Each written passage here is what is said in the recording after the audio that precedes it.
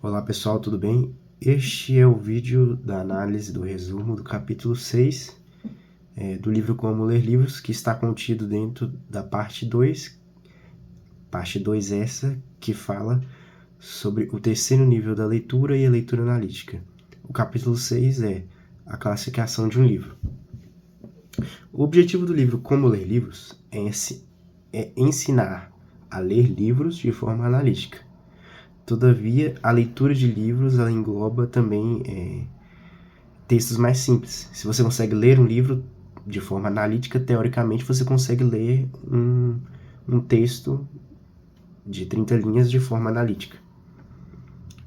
Aí, o primeiro subtópico do capítulo é a importância da classificação de um livro. Aí o autor já começa dizendo a regra número 1 da leitura analítica. Você tem que saber qual tipo de livro está lendo e deve saber o mais cedo possível, antes de começar a lê-lo de preferência. Deve-se ter um cuidado, né, nessa questão da classificação de livros expositivos, que às vezes parecem livros de ficção, e livros de ficção que às vezes parecem livros expositivos. Porque às vezes o livro ele pode ser considerado um romance, mas você vai ver ali que realmente tem história. É um livro de história. Ele é expositivo porque ele conta a história da América, por exemplo.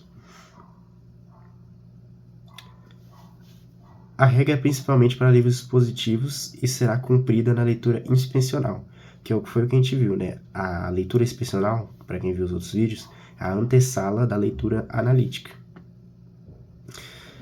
Aí o próximo subtópico é o que você pode aprender com o título do livro.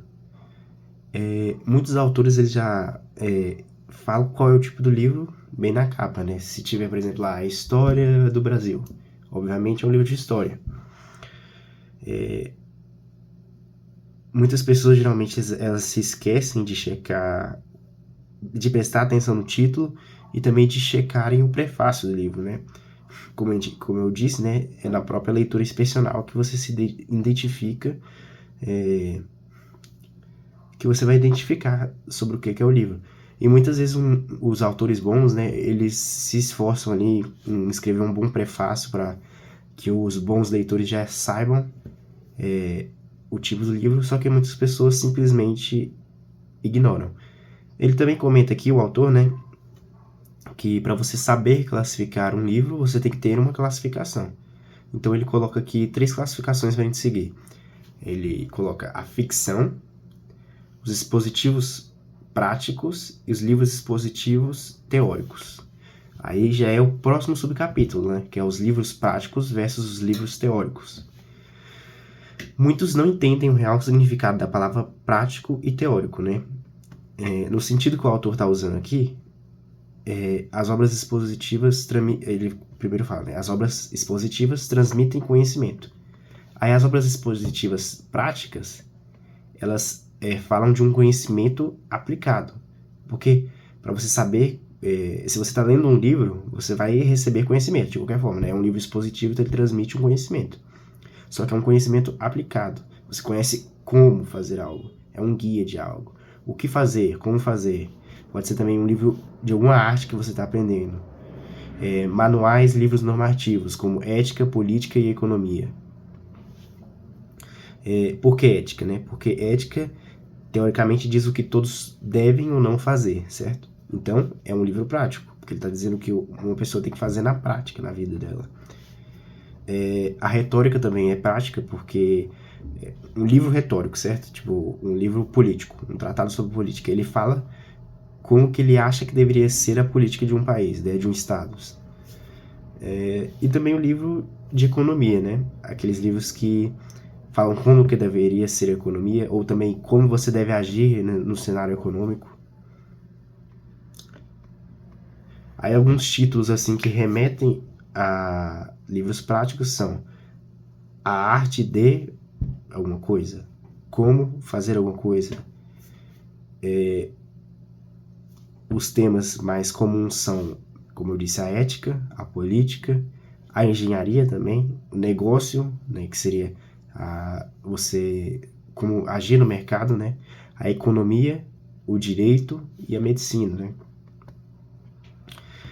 Algumas expressões que você pode, se não for muito óbvio, né, qual que é o livro, você lendo, você pode talvez descobrir se o livro é prático ou teórico. Você deve fazer algo, tem de fazer algo. Aqui no livro fica bem vago, né, que são literalmente palavras assim, né, deve, tem de, bom ou mal, fins, meios, isso deve ser feito, este é o jeito certo, este é o melhor jeito, ou este é o jeito que deve ser preferido. Então, essas expressões, né, se você ler no livro e encontrar essas expressões, são porque provavelmente esse livro ele é prático. Agora, o livro expositivo teórico é um conhecimento puro. Você vai conhecer o quê? Pode ser estatística, estudos matemáticos, expressões teóricas. Por exemplo, né? Aquelas expressões, perdão, as expressões teóricas, né? Seriam ele botou só aqui, né? O autor. Então, os livros teóricos, eles querem demonstrar o que é verdadeiro. Na mesma questão de ter aquela questão de você pensar que um livro é expositivo e, na verdade, ele é de ficção, também pode haver a confusão de você pensar que um livro é prático, mas, na verdade, ele é teórico. Ou até ele ser prático em parte e teórico em outra parte do livro. Muitas vezes os próprios autores também não têm essa classificação, então eles misturam, né? Tipos de livros teóricos. Esse já é o último subcapítulo do capítulo, né? O último subtópico. E o autor coloca a história, a ciência e a filosofia.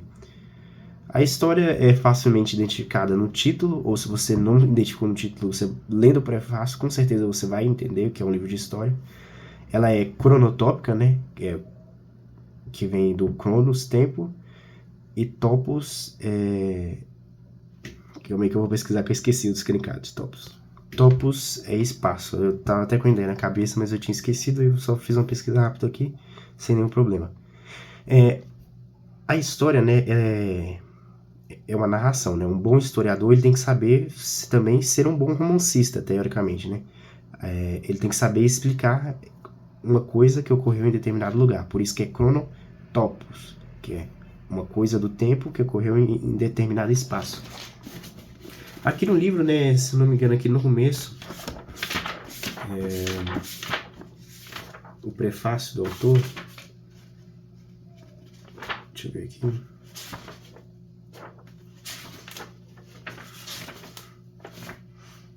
ele mostra aqui, eu acho que inclusive quem fez esse prefácio foi, não sei se foi o Olavo de Carvalho, eu acho que é uma citação dele aqui, né, com relação ao ciclo, né, dos tipos de livro, né. Aí ele coloca a história perto da prosa, porque a prosa tem a narrativa e a história também tem essa característica da narrativa. Aí, depois que puder pesquisar mais a fundo, né, ele coloca aqui, né, a história evolui para a ciência, para a filosofia, depois para a poesia, depois para o teatro, depois para a prosa. Aí ele diz que segue este ciclo. O outro gênero, né, ele bota a ciência, né, como livro expositivo teórico, que geralmente é identificado por área no título, né? Com exceção do livro Física de Aristóteles, né, que pode ser confundido, da mesma forma que os Princípios Matemáticos de Filosofia Natural, que é também um livro que está escrito Filosofia Natural, mas na verdade é de ciência, né, que se não me engano é do Newton, né, eu não tenho certeza. Esse Física de Aristóteles é um livro de filosofia, mas está escrito física. Mas geralmente os livros de ciência vão estar escritos a área no título e você já vai identificar que é um livro de ciência. Busca de forma a generalizar o todo ou a parte como algo acontece em qualquer tempo ou lugar. Então, o autor diz que a ciência é uma generalização de uma regra, né? De algo que acontece em qualquer tempo e qualquer lugar. E são experiências específicas. Inclusive, o autor vai falar que você vai diferenciar um livro de filosofia para um de ciências é que as experiências do livro as experiências das ciências, elas são algo mais específicas. A da filosofia é algo mais amplo que qualquer pessoa pode fazer mentalmente. Os livros de filosofia, né, ele vai falar aqui que a exceção é o Princípios Matemáticos de Filosofia Natural, se não me engano, que é de Newton, que na verdade é um livro de ciências. Busca verdades gerais, né? Então a filosofia também busca verdades gerais, assim como a ciência busca uma certa generalização, né, que como se fossem verdades gerais também. Trabalha com aspectos no escopo da experiência diária, diferente da ciência. Experiências mentais reproduzíveis por qualquer um. Classificar, aqui já acabou, né, as 3 classificações, né, de filosofia. Aí o autor fala aqui, classificar é importante, pois a forma de ensino muda a aprender do assunto. Então, imagine que você vai ter uma aula. Se você já sabe do que é a aula, você já sabe como se preparar para aprender aquela aula, né, de matemática, de ciência, enfim. Existem várias maneiras de aprender e ensinar sobre algo. O professor e o aluno são ativos, né?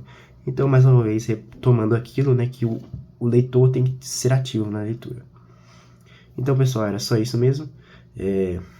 O vídeo passado, né, foi o capítulo 5, vou botar aqui em cima, que é o capítulo 5, que fala sobre,